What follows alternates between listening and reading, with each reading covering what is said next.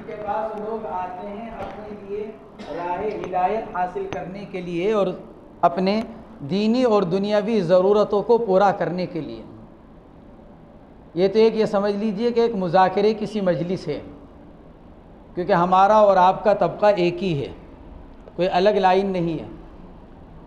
مجھے تو مختصر سی بات عرض کرنی ہے. اللہ تبارک و تعالی نے ہمیں اور آپ کو علم کے ساتھ وابستگی مرحمت فرمائی ہے. اللہ تبارک و تعالی جتنا اونچا مقام دیتا ہے اتنی ذمہ داری بھی دیتا ہے. جو چیز جتنے زیادہ فضیلت کے حامل ہوتی ہے وہ اتنی زیادہ اور بڑی ذمہ داری کو بھی لے کر آتی ہے. اتنی بڑی ذمہ داری. حضرت شیخ الحدیث حضرت مولانا زکریا صاحب رحمۃ اللہ علیہ نے مقدمہ اوجز المسالک کے اندر حدیث پاک نقل کی کہ کل قیامت کے دن اللہ تبارک و تعالی جہاں ہر انسان سے مستقل جو 5 سوال احادیث کی کتابوں کے اندر وہ آتے ہیں وہ کیے جائیں گے، حضرات علماء کرام سے مستقل ایک سوال کیا جائے گا.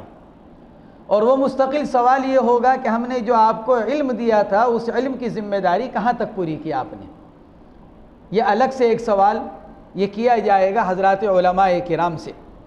اس لیے میں نے عرض کیا کہ جو چیز جتنی زیادہ فضیلت کے حامل ہوتی ہے وہ اتنی زیادہ ذمہ داری کو بھی لے کر آتی ہے. صرف ایسا نہیں ہے کہ کوئی چیز فضائل کو تو لے کر آئے لیکن ذمہ داری کو لے کر نہ آئے.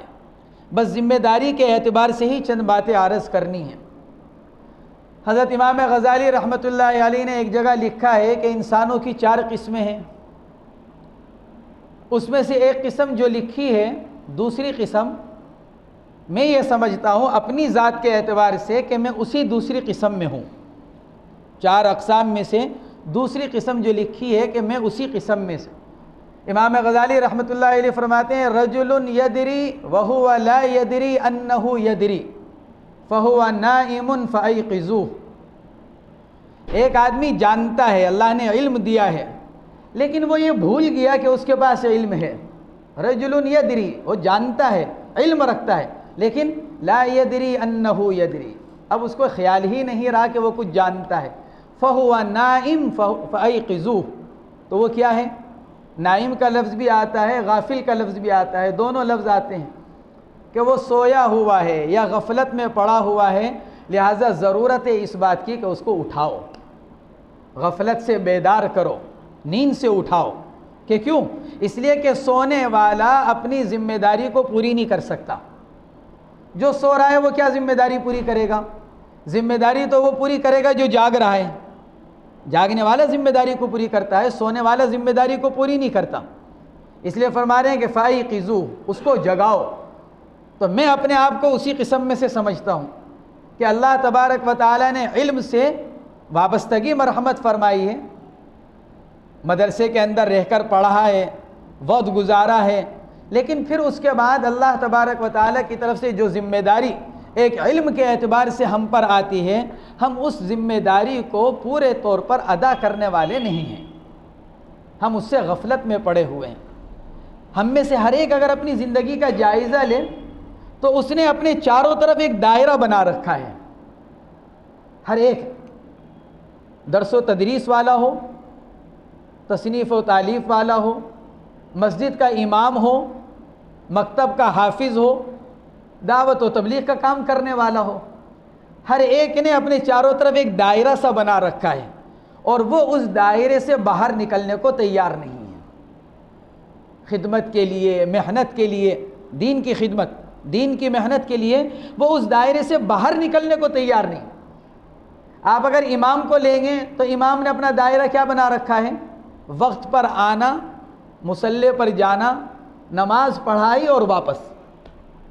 مدرسے میں پڑھانے والے کو اگر آپ دیکھیں گے وہ اپنی سبق کی تیاری کرے گا، مطالعہ کرے گا، سیدھا درسگاہ میں پہنچے گا، جو تقریر یاد کر رکھی ہے یا ذہن میں بٹھائی ہے مطالعے کے بعد وہ شاگردوں کے سامنے بیان کرے گا اور اپنی نشست سے اٹھ کر گھر چلے جائے گا. اس سے زیادہ کوئی کچھ نہیں کرتا. تربیت کے اعتبار سے، اپنی ذمہ داری کے ادا کرنے کے اعتبار سے یا دوسروں کی رہبری اور رہنمائی کے اعتبار سے ہم میں سے کوئی اپنے اس دائرے سے باہر نکلنے کو تیار نہیں. اگر کہا بھی جائے تو کہتا ہے کہ میرے بس کا نہیں ہے، میرے پاس وقت نہیں ہے، میں تو پڑھا رہا ہوں، میں تو امامت کر رہا ہوں، میں اس سے زیادہ اور کیا کر سکتا ہوں۔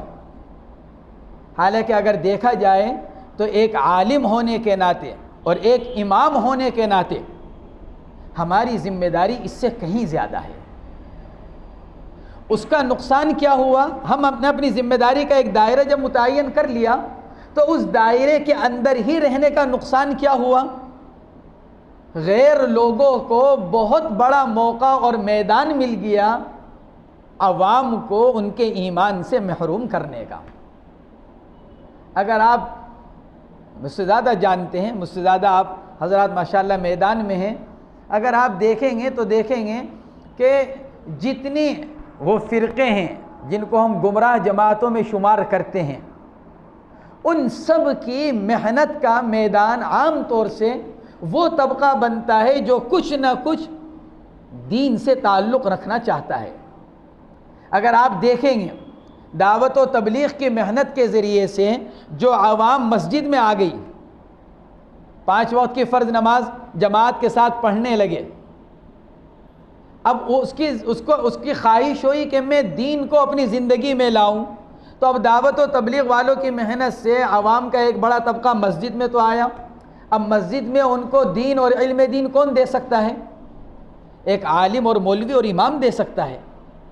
دعوت و تبلیغ کے سے متعلق جو حضرات ہیں وہ تو خود عام طور سے بس محض ضرورت کے علم سے واقف ہوتے ہیں، عام طور سے اس سے زیادہ نہیں واقف ہوتے، تو اب ان کو دین دینے کی ذمہ داری کس کی؟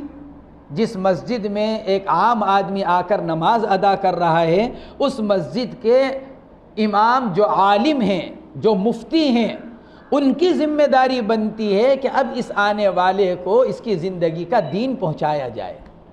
وہ اس کو ملتا نہیں ہمارے سے، تو پھر جو دوسری جماعتیں ہیں، ان کے جو لوگ ہیں وہ دیکھتے ہیں، پھر اس کے بعد وہ اس کو پکڑتے ہیں۔ اگر آپ شکیلیت کا جائزہ لیں، فتنہ شکیلیت میں جتنے لوگ مبتلا ہوئے ہیں یا ہو رہے ہیں، ان میں سے اکثریت آپ کو وہ ملے گی جو دعوت و تبلیغ سے کسی نہ کسی حد تک وابستہ رہی ہے۔ وقت لگائے ہوئے لوگ، 3 دن لگائے ہوئے، چلہ لگائے ہوئے، 4 مہینے لگائے ہوئے، یہ میں آپ کو اپنے ہاں کے بتلا رہا ہوں، مجھے آپ کے ہاں کا معلوم نہیں۔ ہم دلی میں دیکھ لیں، ہم یو پی میں دیکھ لیں، مہاراشٹر میں دیکھ لیں، اکثریت ان لوگوں کی ہے جن کا دعوت و تبلیغ کے اندر وقت لگا ہوا ہے۔ اور اس کی وجہ کیا ہوئی؟ وہ لوگ ہم سے زیادہ دینداری والی شکل و صورت بنائے ہوئے ہیں۔ شکیلیت کے اندر جو لوگ، ان کے جو رہنما بنے ہوئے ہیں، ان کے جو مبلغ حضرات ہیں، وہ ہم سے زیادہ دیندار والی شکل و صورت بنائے ہوئے ہیں۔ ہمارا پجامہ اگر یہاں تک ہے تو ان کا یہاں تک ہے، امامہ سر پر ہے، پوری داڑھی ہے، یعنی دور سے دیکھ کر آدمی یہ سمجھتا ہے کہ ایک بڑا عالم اور مولوی آ رہا ہے۔ ایک عام آدمی تو الجھ جاتا ہے اور ان کے فتنے میں پھنس جاتا ہے۔ اس کا نقصان، ہماری اس کا غفلت کا نقصان کیا ہو رہا ہے کہ اللہ تبارک و تعالی نے جو عالم کے اوپر عالم کی ذمہ داری رکھی تھی، وہ ذمہ داری پوری نہ کرنے کی وجہ سے عالم پورا کا پورا غیروں کے ہاتھوں میں جا رہا ہے، اور جب بالکل ہاتھ سے نکل جاتا ہے تو پھر ہماری آنکھ کھلتی ہے۔ اب ایک آدمی قادیانی ہو گیا، ایک آدمی عیسائی ہو گیا، ایک آدمی شکیلیت میں مبتلا ہو گیا، مرزائیت میں چلا گیا، اب ہم اٹھتے ہیں، اب ہم کھڑے ہوتے ہیں، حالانکہ اس نے کئی سال ہمارے پیچھے نماز پڑھی ہوگی، پتہ نہیں کتنے جمعوں میں وہ ہمارے پاس آ کر بیٹھا ہوگا، لیکن کبھی ہم نے عقائد کے اعتبار سے بات نہیں کی ہوگی، کبھی ہم نے دین کے موٹے موٹے جو مسائل ہیں کبھی ہم نے ان کو بتلانے کی زحمت گوارا نہیں کی ہوگی، ہم نے درس و تدریس کا پیشہ تو بالکل مکمل طور پر اس کی ذمہ داری کو ادا کیا، لیکن چند گھنٹے مدرسے میں لگانے کے بعد بقیہ جو ہمارے گھنٹے ہمارے محلے میں گزرتے ہیں، ہم ان گھنٹوں میں کیا کر رہے ہیں؟ بس ہم یہ سوچ کر، میں بھی انہی میں سے ہوں، درس و تدریس سے تعلق ہے، ہم یہ سوچ کر مطمئن ہو جاتے ہیں کہ میں دین کی خدمت انجام دے رہا ہوں، مدرسے میں تعلیم دے کر، بچوں کو پڑھا کر، میری ذمہ داری پوری ہو گئی، میں ایک بڑی تعداد کو پڑھا رہا ہوں، سبق پڑھاتا ہوں، مطالعہ کرتا ہوں، طلبہ کی نگرانی کرتا ہوں، ان کی تربیت کی فکر کرتا ہوں، گویا کہ میری ذمہ داری پوری ہو گئی۔ حالانکہ یہ ہماری ذمہ داری پوری نہیں ہوئی۔ کل قیامت کے دن ہم سے اس کے بارے میں اللہ تبارک و تعالیٰ کی طرف سے سوال ہوگا، اور ہمیں اس وقت ہمارے پاس کوئی جواب نہیں ہوگا۔ جب اللہ تبارک و تعالیٰ کی طرف سے یہ پوچھا جائے گا تو ہمارے پاس اس کا کوئی جواب نہیں ہوگا، اور ہم یہ کہہ نہیں سکیں گے کہ جی میں تو سبق پڑھاتا تھا، میں تو امامت کرتا تھا، میں تو مؤذنی کرتا تھا، میرا تو خانقاہ سے تعلق تھا۔ کہ نہیں، ہم نے جو تم کو علم دیا تھا وہ علم صرف تمہاری ذات کی حد تک نہیں تھا، بلکہ اس علم کا تعلق پورے معاشرے سے تھا، پوری انسانیت سے۔ تم نے اس کے اعتبار سے اپنی ذمہ داری کے اندر کوتاہی برتی۔ اس لیے میرے دوستوں، میرے بزرگوں اور عزیزوں، ہمیں ضرورت ہے اس بات کی ہم اپنے دائرے سے باہر نکلیں۔ جو ہم نے اپنے چاروں طرف دائرہ بنا رکھا ہے، ہم اس دائرے سے باہر نکلیں، اور باہر نکل کر جب ہم دیکھیں گے تو پھر ہمیں اندازہ ہوگا کہ کتنے فتنے اس وقت سر اٹھائے ہوئے کھڑے ہوئے ہیں، اور وہ فتنے اللہ حفاظت فرمائے ہمارے گھر کی چوکھٹ تک پہنچ چکے ہیں، بلکہ ہم میں سے بعض کے گھروں میں داخل ہو چکے ہیں۔ کتنے ہی دیندار گھرانے ہیں جہاں شکیلیت، عیسائیت، مرزائیت اندر تک پہنچ چکی ہے۔ کتنے ہی دیندار گھرانے، ظاہر میں بڑا دیندار گھرانہ ہے، پردہ ہے، سب کچھ ہے، لیکن اندر سے اولاد بالکل ختم ہو چکی ہے، نسل ایمان سے بالکل دور جا چکی ہے۔ بچی پردے میں ہے لیکن اندر کیا حال ہے ہمیں اندازہ نہیں ہے اس کا۔ بچہ ہمارا سر پر ٹوپی رکھے ہوئے ہے، ہم یہ سوچ کر مطمئن ہیں کہ وہ مسجد میں جاتا ہے نماز پڑھنے کے لیے، لیکن موبائل نے اس کو کہاں سے کہاں پہنچا دیا ہم اس کا ابھی تک صحیح طور پر ادراک نہیں کر سکے۔ ہم صرف اپنے نماز پر، اپنے روزے پر، اپنی امامت پر، اور اپنے دعوت و تبلیغ میں وقت لگانے پر یا اپنے درس و تدریس پر مطمئن ہو کر بیٹھے ہوئے ہیں، اور دور کے لوگوں کی تو کیا، ہمیں اپنے گھر کے بچوں تک کا بھی احساس نہیں ہے کہ ہم ان کی دینی تربیت کریں، ہم ان کے عقائد کے اندر پختگی لے کر آئیں، ہم ان کو یہ بتلائیں کہ اسلام کیا ہے، ایمان کیا ہے، اور ایمان کے منافی کیا کیا چیزیں ہیں، کون سی چیزیں ایسی ہیں کہ جن سے ایمان ختم ہو جاتا ہے۔ ہمارے ہاں اگر مسجد کے اندر 100 نمازی آ رہے ہیں تو یقین مانیے ان میں سے 90 کو یہ پتہ نہیں ہوگا کہ کن کن چیزوں سے ایمان ختم ہو جاتا ہے۔ نہیں اندازہ ان کو کہ کون سی چیز ایمان کو ختم کر دیتی ہے، کون سی چیز ارتداد تک پہنچا دیتی ہے، حالانکہ سالوں ہو چکے ہوں گے ان کو ہمارے پیچھے آ کر نماز پڑھتے ہوئے۔ ہم ان کو دیکھتے ہیں کہ پہلی صف میں نماز پڑھتا ہے، اور کچھ ہی دنوں میں سننے میں آ جاتا ہے کہ وہ شکیلی ہو گیا، پہلی صف میں نماز پڑھنے والا۔ اس لیے میرے بزرگوں، دوستوں اور بھائیوں، بس عرض یہ کرنا ہے، میں نے عرض کیا تھا، میں نے کہا کہ یہ مذاکرے کی مجلس ہے، ہم اپنی ذمہ داریوں کا احساس کریں، اور ذمہ داریوں کا احساس کر کر اس ذمہ داری کو پورے طور پر ادا کرنے کی فکر کریں۔ اگر یہ علماء کا طبقہ اگر اپنی ذمہ داری کے پورا کرنے پر آ جائے تو پھر باہر کا کوئی فتنہ اندر کوئی نقصان نہیں پہنچا سکتا۔ ہمارے علماء کو لوگ طعنہ دیتے ہیں کہ یہ دین کے ٹھیکیدار بنے ہوئے ہیں، کہ دین کے ٹھیکیدار تو نہیں ہیں لیکن دین کے چوکیدار ضرور ہیں۔ اور چوکیدار کے کام کیا ہوتا ہے؟ باہر سے کوئی غلط چیز اندر نہ آئے اور اندر کا مال باہر نہ جائے، یہ دونوں کام ہوتے ہیں اس کے۔ ایک یہ بھی ہوتی ہے ذمہ داری کہ باہر کا غلط اندر نہ آنے پائے، اور اندر کا قیمتی مال باہر نہ نکلنے پائے، چور نہ چوری کر کر لے جائے۔ یہ دونوں کام ہوتے ہیں چوکیدار کے۔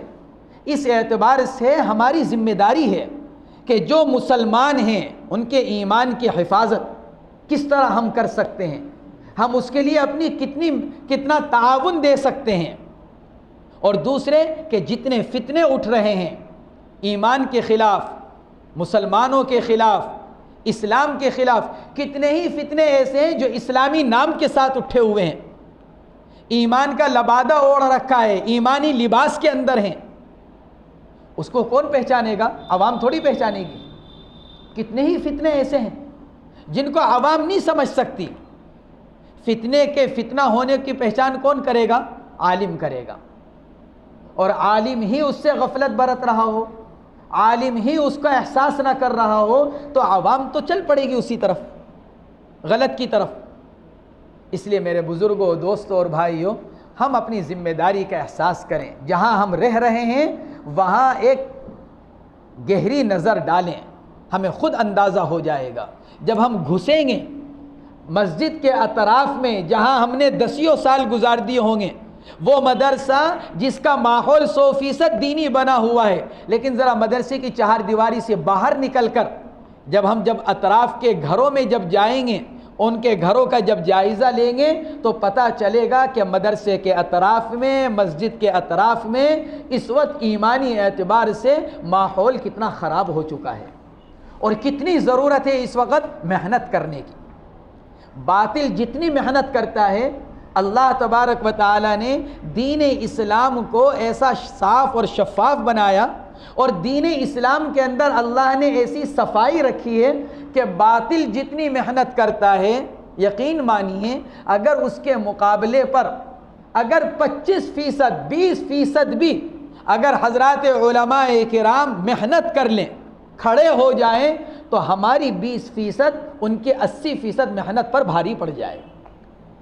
20% ان کی 80% محنت پر بھاری پڑ جائے، لیکن چونکہ ہم محنت ہی نہیں کر پا رہے ہیں، اس لیے ان لوگوں کو موقع مل رہا ہے مسلمانوں کو مذہب سے برگشتہ کرنے کا اور مسلمانوں کو دین اسلام سے نکالنے کا۔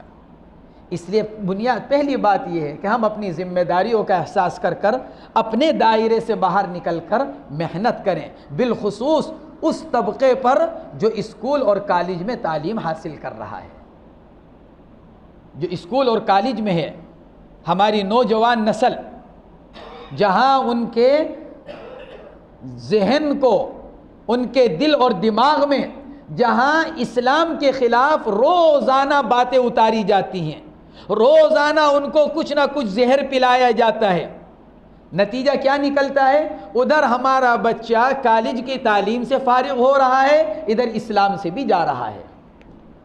اپنی بچیوں کا حال دیکھ لیں ہم، اس وقت ہماری بچیوں کا کیا حال ہے؟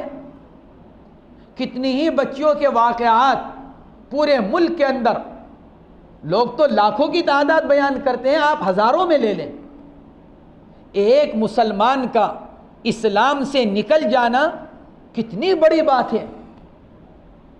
حضور پاک علیہ السلام نے تو سیدنا حضرت علی رضی اللہ تعالیٰ عنہ سے فرمایا تھا کہ علی، اگر اللہ تیرے ذریعے سے ایک آدمی کو بھی ہدایت دے دے تو وہ سرخ اونٹوں سے بہتر ہے، جو عرب کا سب سے قیمتی مال تھا اس وقت۔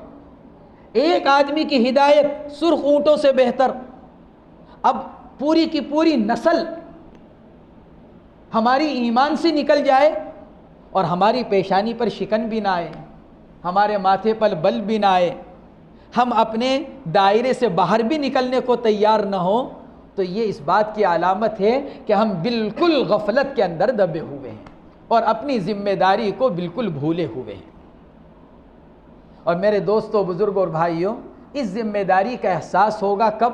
اس ذمہ داری کا احساس ہوگا اس وقت جب ہم کسی کو اپنا بڑا بنا کر اپنا ہاتھ اس کے ہاتھ میں دیں گے۔ ابھی تو چونکہ ہم خود اپنے آپ کو کامل اور مکمل سمجھتے ہیں، ہم میں سے ہر ایک، بشمول میں ہم میں سے ہر ایک اپنے آپ کو عالم ہو جانے کے بعد کیا سمجھتا ہے؟ ہر ایک اپنے آپ کو کامل اور مکمل سمجھتا ہے، اس لیے کسی کو اپنا بڑا تسلیم کرنے کو تیار نہیں ہوتا۔ آپ حضرات تو اہل علم ہیں، مجھ سے زیادہ جانتے ہیں، علم اللہ کی صفت ہے، اور اللہ کی دوسری صفت کبریائی ہے، بڑائی۔ تو علم تو اپنے ساتھ بڑائی لے کر آتا ہے، یہ تو قاعدہ ہے کہ علم اپنے ساتھ بڑائی لے کر آتا ہے۔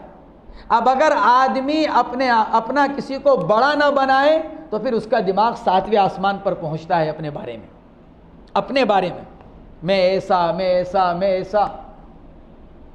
اس لیے اپنا کسی کو بڑا بنائیں، کسی نہ کسی بزرگ سے جس کی طرف مناسبت ہو، جس کی طرف دل کا رجحان ہو۔ اپنی عمر نہ دیکھیں، ہمارے اکابر نے بڑی بڑی عمر میں جا کر اپنے چھوٹوں کو اپنا بڑا بنا لیا. حضرات اساتذہ نے اپنے شاگردوں سے رجوع کیا. ہمارے اکابر کے اندر موجود ہے یہ. ہمارے اکابر کتنے ہی ایسے گزرے ہیں، بڑوں نے چھوٹوں کو اپنا بڑا بنا لیا سلوک کی راہ میں، ان سے مرید ہو گئے، ان سے بیعت ہو گئے. شاگرد پیر بنا ہوا ہے اور استاد مرید بنا ہوا ہے. کتنے ہی ہمارے اکابر، کتنے ہی ہمارے بڑے ہو جانے کے باوجود اپنا کسی نہ کسی کو بڑا بنایا. ہمارے اس وقت دعوت و تبلیغ کے اعتبار سے سب سے بڑے اس وقت اور سب سے معتدل شخصیت مولانا ابراہیم صاحب دیولا کی، سب سے معتدل شخصیت ہماری دعوت و تبلیغ کی محنت میں. لیکن اتنے اونچے درجے پر ہونے کے باوجود اس وقت بھی انہوں نے کیا کیا؟ حضرت مولانا عاقل صاحب کو اپنا بڑا بنایا، اپنا ہاتھ ان کے ہاتھ میں لے جا کر دے دیا. ہمارے والد محترم حضرت مولانا سید محمد شاہی صاحب رحمۃ اللہ علیہ، حضرت شیخ الحدیث حضرت مولانا زکریا صاحب کے تربیت یافتہ حضرت شیخ کی طرف سے ان کو اجازت اور خلافت، حضرت والد محترم کو حضرت شیخ کی طرف سے. لیکن کیا کیا؟ اس عمر میں بھی جا کر، اس حال میں بھی علی گڑھ تشریف لے گئے حضرت حکیم کلیم اللہ صاحب دامت برکاتہم العالیہ کی خدمت میں، اور جا کر عرض کیا کہ حضرت اب تک حضرت شیخ تھے، حضرت شیخ کے بعد حضرت جی تھے، اب حضرت جی بھی چلے گئے نانا کے انتقال کے بعد. اب میں نے سوچا کہ کسی کو میں اپنا بڑا بناؤں جو میری سرپرستی کرے، میرے غلط پر مجھ کو ٹوک دے. تو میری نظر آپ کے اوپر پڑی ہے، میں یہ چاہتا ہوں کہ آپ میرے سرپرست بن جائیں. تو والد محترم نے بھی باوجود اس کے کہ حضرت شیخ کے خلیفہ، حضرت شیخ کی طرف سے اجازت، تربیت یافتہ، لیکن اس کے باوجود اور خود لوگوں کو بیعت کرنے والے، لیکن اس کے باوجود حضرت سے جا کر رجوع کیا اور حضرت کو اپنا بڑا بنایا. کہ کیوں؟ اس لیے کہ شیطان جو انسان کو بہکاتا ہے وہ علم کی آڑ میں. علامہ ابن تیمیہ رحمۃ اللہ علیہ نے ایک جگہ لکھا ہے کہ میں نے اسلام کی تاریخ کا مطالعہ کیا، تاریخ اسلام کا مطالعہ کیا. تاریخ اسلام کا مطالعہ کرنے کے بعد میں نے دیکھا کہ اسلام کے اندر بہت سے گمراہ فرقے وجود میں آئے، خوارج، روافض، ان کے زمانے کے اعتبار سے کہ کتنے ہی فرقے وجود میں آئے. میں نے ان سب کی تاریخ کو پڑھا، ان کے بانی کے حالات کو پڑھا، تو میں نے یہ دیکھا کہ ہر گمراہ فرقے کا بانی عالم، باصلاحیت، ذی استعداد، سب کچھ اس کے پاس، لیکن اس کے باوجود وہ گمراہ ہوا، خود بھی گمراہ ہوا اور امت کے ایک بڑے طبقے کی گمراہی کا ذریعہ بنا. فرماتے ہیں میں نے جب غور کیا تو غور کرنے کے بعد میں اس نتیجے پر پہنچا کہ علم بھی، صلاحیت بھی، استعداد بھی، سب کچھ، لیکن بس اس کو اہل اللہ کی صحبت نہیں ملی، بزرگوں کی صحبت نہیں ملی. بزرگوں کی صحبت نہ ملنے کی وجہ سے باوجود علم کے، صلاحیت کے، خود بھی گمراہ ہوا، گمراہ فرقے کی بنیاد رکھی اور مسلمانوں کی ایک بڑی تعداد کی گمراہی کا ذریعہ اور سبب بن گیا. یہ صحبت اہل اللہ کی اتنی بڑی چیز ہے. خود حضور پاک علیہ الصلاۃ والسلام کو قرآن پاک میں حکم دیا گیا وَاصْبِرْ نَفْسَكَ مَعَ الَّذِينَ يَدْعُونَ رَبَّهُمْ بِالْغَدَاةِ وَالْعَشِيِّ يُرِيدُونَ وَجْهَهُ. نبی کریم علیہ الصلاۃ والسلام کو تاکید فرمائی جا رہی، آپ پابند بنائیے، وَاصْبِرْ نَفْسَكَ، آپ اپنے آپ کو پابند بنائیے. کہیں کا؟ ان لوگوں کے ساتھ بیٹھنے کا جو صبح و شام اللہ کو یاد کرتے ہیں. نبی کریم کو کیا ضرورت؟ نبی کریم کی صحبت سے صحابی بنے ہیں، نبی کریم کی صحبت سے ملا جو کچھ ملا، لیکن اس کے باوجود نبی کریم علیہ الصلاۃ والسلام کو تاکید کی جا رہی ہے. تو ہمیں اور آپ کو کتنی زیادہ ضرورت ہے اس وقت موجودہ پرفتن دور کے اندر، جہاں شیطان بالکل ایسا تیار بیٹھا ہوا ہے ہم میں سے ہر ایک کے سر پر اور دل پر. حدیث پاک کے اندر تو فرمایا گیا الشیطان جاسم علی قلب ابن آدم. جاسم ای لازم الجلوس، چمٹا ہوا، اردو میں اس کا ترجمہ کیا گیا کہ شیطان تو ہر انسان کے دل سے چمٹا ہوا ہے. تو وہ کتنا کتنا ڈنک مارتا ہوگا دل کے اندر، کتنا اپنا زہر اتارتا ہوگا۔ تو اس دل کو صاف کرنے کے لیے، دل کی طہارت کے لیے کیا چیز چاہیے؟ بزرگوں کی صحبت چاہیے، اہل اللہ کی صحبت۔ اس لیے بس اپنی بات میں ختم کرتا ہوں۔ 5:30 بجے مجھ سے کہا گیا تھا، بس عرض یہ کرنا ہے کہ جس سے مناسبت ہو، جس کی طرف دلی رجحان ہو، ہم کسی نہ کسی کو اپنا بڑا بنائیں اور بڑا بنا کر پھر اس سے اپنا علاج کرائیں۔ ہم دنیاوی امراض کا علاج کراتے ہیں، جسمانی امراض کا علاج کراتے ہیں، ظاہری امراض کا علاج کراتے ہیں، اور اپنے سے چھوٹے کے پاس جانے میں نہیں شرماتے۔ کتنے ہی ڈاکٹر ہم سے عمر کے اعتبار سے چھوٹے ہوں گے، لیکن ہم اپنا سب کچھ اس کے سامنے کھول کر رکھ دیتے ہیں بیماری کے اعتبار سے۔ تو پھر روحانی امراض میں علاج کرانے میں کیا شرمانا؟ حضرت اقدس تھانوی نور اللہ مرقدہ نے ایک جگہ لکھا ہے، جو آدمی اپنے آپ کو مستقل بذات سمجھتا ہو وہ مستقل بد ذات ہے۔ جو آدمی اپنے آپ کو مستقل بذات سمجھتا ہو کہ مجھے کسی کی ضرورت نہیں، وہ مستقل بد ذات ہے۔ اس سے وہ خود بھی برائی میں مبتلا ہوگا اور اس سے برائی پھیلے گی۔ اس لیے ہمیں اس بات کا اہتمام کرنا چاہیے کہ ہمارا کسی نہ کسی سے اصلاحی تعلق ہو، جیسے ہمارے اکابر رحمہم اللہ نے اپنا اصلاحی تعلق قائم فرمایا۔ اور تیسری اور آخری بات مختصر سے عرض کر کر اپنی بات ختم کرتا ہوں کہ اس وقت اللہ تبارک و تعالی نے ہم سب کو علم رحمت فرمایا۔ علم کے اعتبار سے ہم میں سے ہر ایک مسائل کی تحقیق، فقہی تحقیق، ہر ایک اس کے اندر ماشاءاللہ مشغول ہے، علمی اعتبار سے، فقہی اعتبار سے۔ بس ضرورت اس بات کی ہے کہ ہم کتنی ہی علمی تحقیقات اور تدقیقات میں پڑ جائیں، لیکن ہم اپنے آپ کو اپنے اکابر کا تابع بنا کر رکھیں۔ کسی بھی فقہی مسئلے میں، کسی بھی علمی مسئلے میں، کسی بھی چیز کی تحقیق میں ہم کیا کریں؟ اپنے آپ کو اپنے اکابر کا تابع بنا لیں۔ ہمارے اکابر کی تحقیقات ہمارے لیے حرف آخر۔ حضرت شیخ الحدیث حضرت مولانا زکریا صاحب رحمۃ اللہ علیہ، نام نامی سب ہر ایک متعارف ہے، علمی اعتبار سے بالخصوص علم حدیث میں حضرت کا کیا مقام اور کیا مرتبہ ہے۔ ایک جگہ لکھا ہے کہ میں اپنے اکابر کے بارے میں اسی عقیدے کا حامل ہوں جو حضرت عمر ابن عبدالعزیز رحمۃ اللہ علیہ جس عقیدے کے حامل صحابہ کرام کے بارے میں تھے۔ یہ لکھا حضرت شیخ نے کہ میں اپنے اکابر کے بارے میں اسی عقیدے پر ہوں جس عقیدے پر حضرت عمر ابن عبدالعزیز حضرات صحابہ کرام کے بارے میں تھے۔ حضرت عمر ابن عبدالعزیز رحمۃ اللہ علیہ یہ فرمایا کرتے تھے کہ جہاں جا کر صحابہ کرام رک گئے بس ہم بھی وہاں رک جائیں گے، کیونکہ ہم ان سے زیادہ علم والے نہیں، ہم ان سے زیادہ تقوی والے نہیں، ہم ان سے زیادہ طہارت والے نہیں۔ تو جہاں جا کر صحابہ کرام رک گئے ہم تو وہاں رک جائیں گے۔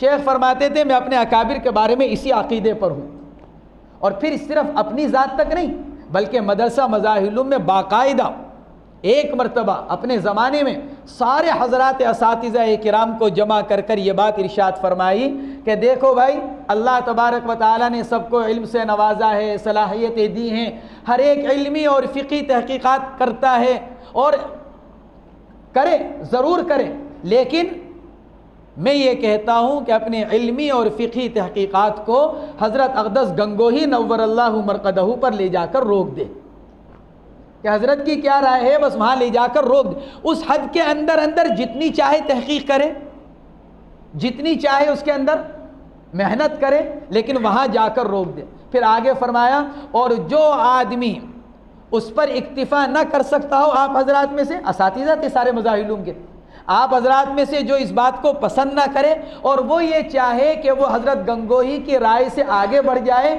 تو پھر وہ مدرسہ مظاہر العلوم کو چھوڑ دے، مدرسے کی چہار دیواری میں اس کی اجازت نہیں ہے۔ یہ فرمایا، ہم اس کو اس سے نہیں روکتے، وہ کرے لیکن پھر مظاہر العلوم کو چھوڑ دے، کیونکہ ہم تو اپنی تحقیقات میں اپنے حضرت گنگوہی سے آگے بڑھنے والے ہیں نہیں، حالانکہ کتنے صاحب علم تھے۔ اس لیے میرے دوستوں، بزرگوں اور بھائیوں، بس میں اپنی بات ختم کرتا ہوں۔ بس عرض یہ کرنا ہے کہ ہم اپنے اس کو بھی پہچانیں ذمہ داری کو، ذمہ داری بھی ادا کریں، اپنا تعلق کسی نہ کسی سے اصلاحی قائم کریں، اور تیسرے نمبر پر اپنی تحقیقات کو سب کو ہم اپنے اکابر پر لے جا کر روک دیں اور اپنے اکابر پر مکمل اعتماد کریں۔ اکابر پر اعتماد یقین مانیے اس پرفتن دور میں ہماری حفاظت کا ضامن ہے۔ جو آدمی اپنے اکابر کی تحقیقات اور اپنے اکابر کے دائرے سے باہر جائے گا، پھر کچھ نہیں کہا جا سکتا کہ وہ کون سی ڈگر پر اور کون سے پرخطر راستے پر چل پڑے۔ اللہ تبارک و تعالی ہم سب کی حفاظت بھی فرمائے، اور اللہ تبارک و تعالی ہم سب کو اپنے اکابر کے نقش قدم پر چلنے کی توفیق مرحمت فرمائے۔ سبحانک اللہم و بحمدک نشہد ان لا الہ الا انت نستغفرک و نتوب الیک۔ اللہم صل علی سیدنا محمد وعلی آل سیدنا محمد کلما ذکرہ الذاکرون وکلما غفل عن ذکرہ الغافلون۔ اللہم انا نسألک من الخیر کلہ عاجلہ وآجلہ ما علمنا منہ وما لم نعلم، ونعوذ بک من الشر کلہ عاجلہ وآجلہ ما علمنا منہ وما لم نعلم۔ اللہم انا نسألک رضاک والجنہ ونعوذ بک من غضبک والنار۔ اللہم انا نسألک النعیم المقیم الذی لا یحول ولا یزول۔ اللہم انا نسألك من خير ما سألك من عبدك ونبيك سيدنا ونبينا محمد صلى الله عليه وسلم، ونعوذ بك من شر ما استعاذك من عبدك ونبيك سيدنا ونبينا محمد صلى الله عليه وسلم، وأنت المستعان وبك نستعين، ولا حول ولا قوة إلا بالله العلي العظيم۔ ربنا آتنا في الدنيا حسنة وفي الآخرة حسنة وقنا عذاب النار۔ سبحان ربك رب العزة عما يصفون، وسلام على المرسلين، والحمد للہ رب العالمین۔